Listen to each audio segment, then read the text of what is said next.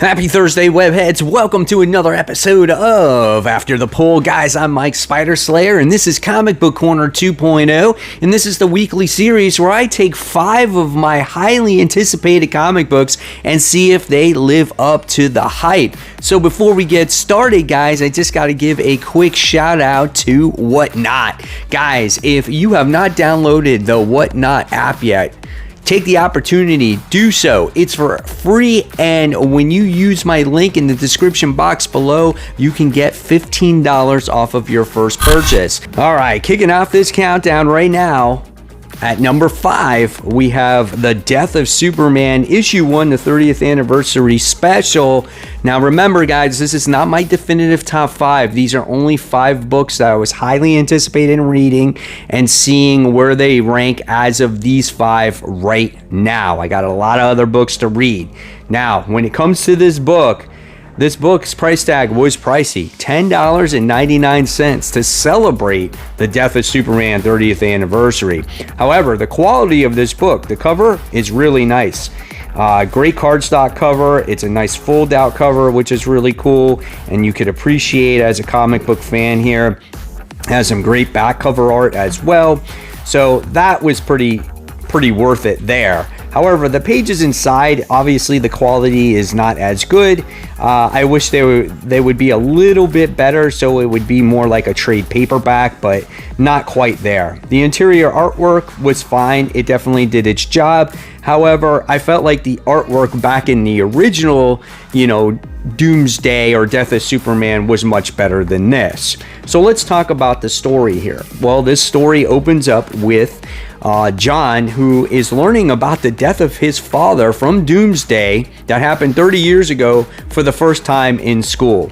Now, in his existence, you would think that his father would tell him that he did die and that he came back to life, because he knows his dad is Superman. He faces all kinds of villains all the time. What's the difference if it's just freaking Doomsday, right? So that part of this story kind of annoyed me a little bit. But we find out that there's this new Doomsday that is wreaking havoc across Metropolis, and it winds up being this worker who was around back in the day when the original Doomsday fight happened, and he collected a piece of Doomsday. He's used it as a trophy in his house, and it slowly has altered his DNA, and it's caused him to become Doombreaker, which John named him that. Now, in the beginning of this story, when John finds out that his father did die, Lois finally gives him the lowdown of what's happened. Now, if you've never read The Death of Superman before, this is a good recap for you. However, if you're a longtime reader of Superman, or you read The Death of Superman, you know all this. So there was a good maybe 4 or 5 pages where we're recapping the death of Superman. And in the meantime, we get to see Clark do battle against this new character by the name of Doombreaker, like I said. Actually, there's like 6 pages here of old story, right?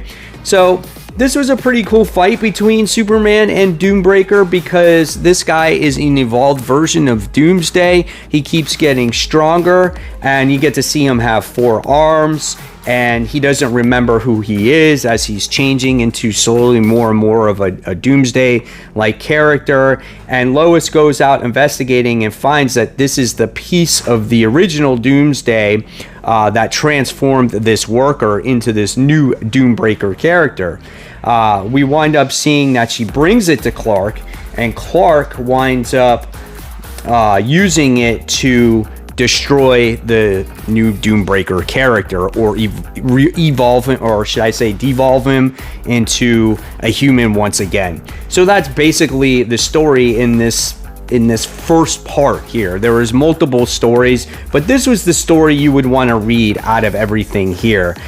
It was a very simplistic story, nothing out of the ordinary or groundbreaking, and if you're kind of expecting that, you're going to be disappointed, because this is something that pays tribute to something that happened 30 years ago, and it's the same writer, so you can expect the same type of storytelling, and I think they did that on purpose here. It's just a fun action type type of book where now his son is involved. And it was kind of cool seeing John back as a younger character instead of the Superman character that he is today. So this was fine for what it is. Now, was it worth the $11? No, I don't think so. I mean, yes, it's like a trade, but I do wish the quality pages were like a trade, and I wish the whole story was just this one story and we don't really need all these other little backup stories. We get some cool little pinup pages there. We get this other story with Ma Pa Kent watching Clark do battle against Doomsday here and just busting out the freaking scrapbook on reliving things. And then there's a couple other stories. They're okay, but nothing worth really talking about. It's that main story here. So if you have the extra money and you just want to put this in your Superman collection next to your Death of Superman, you know what? Why not? Coming in at number 4, we have Dark Ride. This is issue 2. Now, I really loved the first issue of this as Joshua Williamson introduced you to an amusement park that was all horror themed, and obviously this park is themed by the devil or some kind of dark entity that we don't truly know yet. And what made that first issue so good was the introduction to the park, how it operated, and you got introduced to the main characters and things like that. Now, even though I like this issue, it wasn't as strong as issue 1, as this now builds a more mysterious element to the actual story. So if you see my lights flickering, it's the power's going on and off constantly here due to the hurricane. So here we go again. So we're going to open up the book. We'll check out the artwork here. And it opens up to the main character here. One of the main characters, Sam. Sam is the son of Dante, who is the creator of Devil's Land. Now, we think that he did some kind of dark magic to create this horror-themed park to where it made it so successful, and in order to create new rides and things like that, he must kill for it, right? So we kind of got hinted at that maybe in the last issue. So the park is in trouble because it has not generated new revenue. There's been no new rides, no new attractions to draw people to the park. So again, we get introduced to Sam. Sam is trying to create some kind of animated cartoon and things like that to get people excited about the mascots of the park, and maybe they would want to come and see them. And the executives are not happy about it because all they care about is the father. And so they kind of shoot down his idea, right? Meanwhile, we wind up getting to see the sister. Her name is Halloween, which is funny. She's a social media influencer. Everyone follows her. You get the mystery element of this book now. So you wind up getting to see this new worker who we got to see in the last issue, another new worker, but he wound up disappearing in one of the rides. And I think this is his older sister, and now she got a job there because he's gone missing, and she's trying to do some investigative work about have people gone missing in the park, have people got murdered in the park, and there's been myths, there's been rumors, and things like that. So pretty interesting element there, and he's babysitting his daughter for the night, or he has custody of his daughter for the night, and things get strange. So you wind up seeing the closet open up, and it comes out with this creepy voice, and it like does something to possess her or whatnot, and she wakes up and she's just like, I'm fine, daddy, and she starts cutting herself. So super creepy, man. It's just a very mysterious book, but I felt like even though it was mysterious and creepy, it just didn't have that like, oh wow factor that it had in that first issue, because you were getting to learn the world. It was a lot of world building, and here there was a little bit more character building, but not quite enough. And it added more of that mystery element to it, which I'm totally on board for. It just didn't get me as hyped as it did the first issue. So I'm very curious to see where this issue goes and how this mystery unfolds and what they're going to do to make this book better. Coming in at number 3, we have Fantastic Four. This is issue 1, written by Ryan North, and the artwork is done by Ivan Coelho. The artwork is actually gorgeous in this book. I love the colors, the facial expressions. It's bright and vibrant. This book features the Thing and Alicia in here, which I was not expecting at all. There is no other Fantastic Four members in this book, and I was going to be disappointed if I did not get what I got in the last page, and it made sense by the time you get to the end of it. It's a very lighthearted comic book, until you lead into something very serious. And we wind up seeing the Thing and Alicia go out on a little, getaway before they get back into town and deal with the situation at hand when it comes to the Fantastic Four.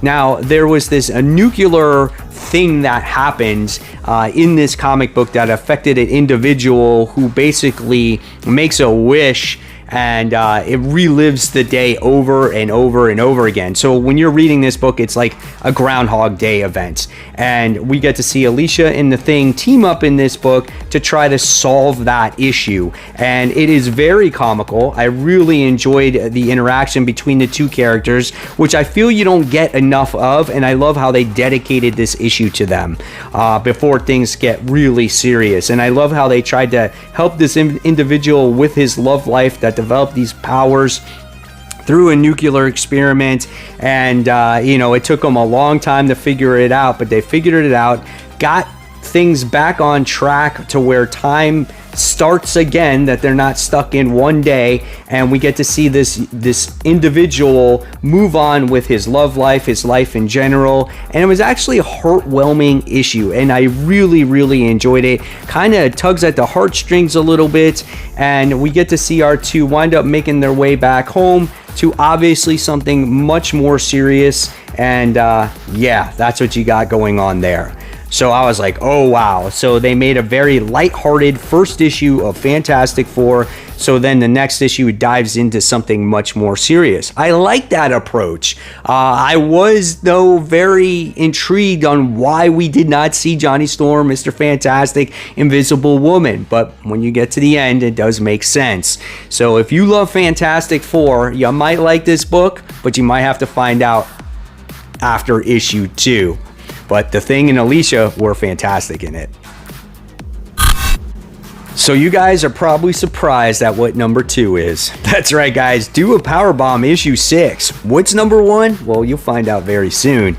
So in issue 6, things kind of calm down a little bit. There's not as much action or mayhem that happened in this book, and it's setting things up to happen in issue 7. And when we get to issue 7, it's going to be insane, let me tell you. And that might be my number 1 pick of the week then.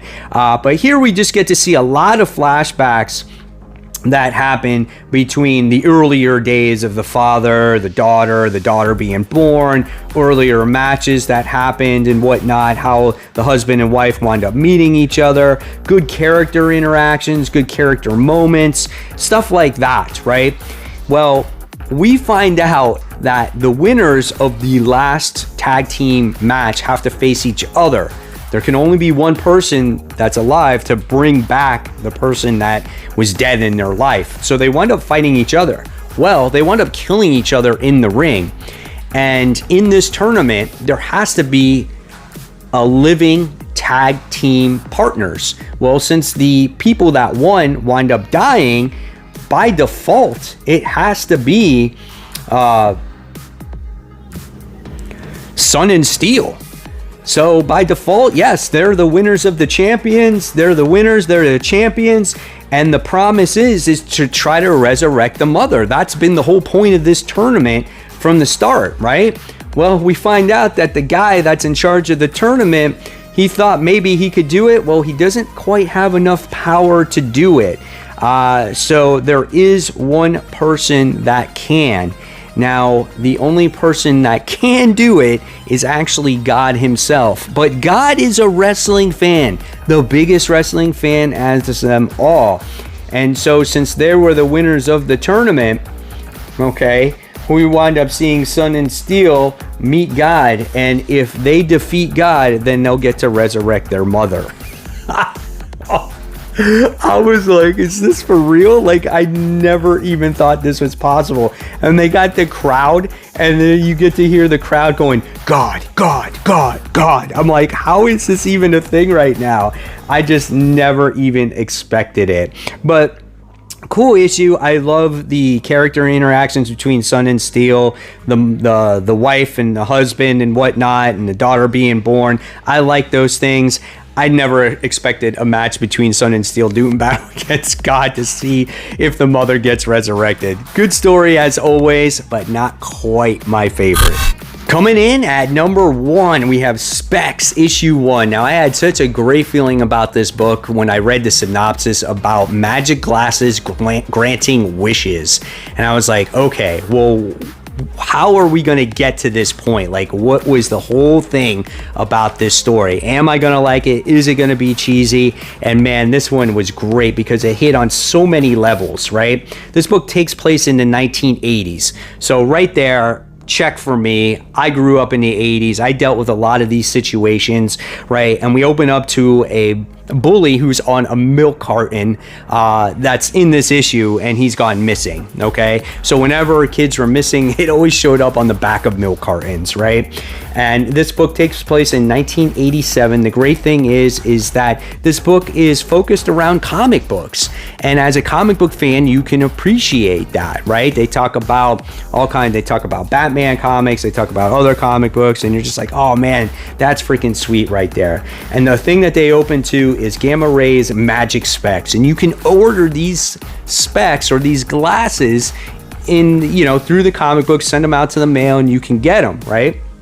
So they're reading their comic books at school. Here comes the school bully by the name of Skunk, who calls them queeros because he makes fun of them for liking comics and hanging out with each other, calling them gay and stuff like that. Our two main characters are named by Ted and Kenneth here, and we get to see a little fight happen, and there's detention that happens, and later on they go to each other's house, and they're playing Nintendo and reading comic books, and we learn that Kenneth here has feelings for Ted. And this takes place in the 80s. It's very hard to express those feelings to somebody. It seems wrong at the time, right? And he feels that if he tells his friend that it's not going to be his friend anymore and that he's going to bully him. Very heartfelt story here, on what this kid is going through. This relationship thing doesn't feel forced. It feels very organic, and it's not the major part of the story. It's these glasses that feel part of the story, right? So 330 comes along. You get to see these magic glasses. They make the appearance in the book for the first time. It says, congratulations, you're a proud owner of these specs. And Kenneth shows them off to Ted, and they're just like, well, what do we do? How do we use them? And he's like, well, let's put them on and wish for something. So they start experimenting with it. They wish for ice cream sundaes to get larger, infinite lives in arcades. I can make basketball shots, better grades on tests. It's a lot of little things. It's not big things that you can wish for, right? And we get to see a very heartfelt moment here as we saw Kenneth wish for his best friend to do well in the baseball game. And as they celebrated the victory and they're walking home with each other, we wind up seeing the bully by the name of Skunk going to pick on him once again. He draws out a knife, and we wind up seeing Kenneth sit there and says, well, I wish you weren't here. And literally, the dude disappears. And that wasn't supposed to happen. They didn't expect that to happen, and that's how the book ends. I was like, oh, damn, that is some pretty dark stuff right there. This book, again, hit me in so many levels because it referenced comic books. It referenced, things that you used to order in comics that you would send away and get them in the mail. And I just love the story that it presented with the relationship with these two boys. Overall, this was just a well thought of story. I can't wait for issue 2. I don't know what's going to happen with this bully. It looks like he's still missing today, and what they're going to use with these glasses in the future. Can't wait. This definitely has a good hook, and looking forward to issue 2. So will Specs issue 1 hold on to that number 1 spot? Well, we still got quite a few books, as you can see. I still have The Amazing Spider-Man issue 13. The End of Spider-Verse Part 2, Spider-Man issue 2. Spider-Man The Lost Hunt, issue 1. I'll be doing full reviews on Friday when it comes to those 3 books. We have Monsters of Metal, issue 1. We have AWA Upshots Year 0, Volume 0, issue 2. Traveling to Mars, written by Mark Russell, issue 1. Venom, issue 13, spinning from the pages of Dark Web. Ghost Rider, issue 8. Batman vs. Robin, issue 3. The New Golden Age, issue 1. The Nice House on the Lake, issue, what are we on, 11 on this? 11. Radiant Black, issue 19, and then Spawn, issue 335. So there you guys have it. There are my thoughts on these books so far that I read. If you guys love the video, please check out the content I'll leave for you right here, right now. This is my comic book haul, everything I picked up for the entire week. And guys, as always, keep buying, keep collecting, but most importantly, always read your comics. Guys, thank you so much. I'll see you real soon. Bye.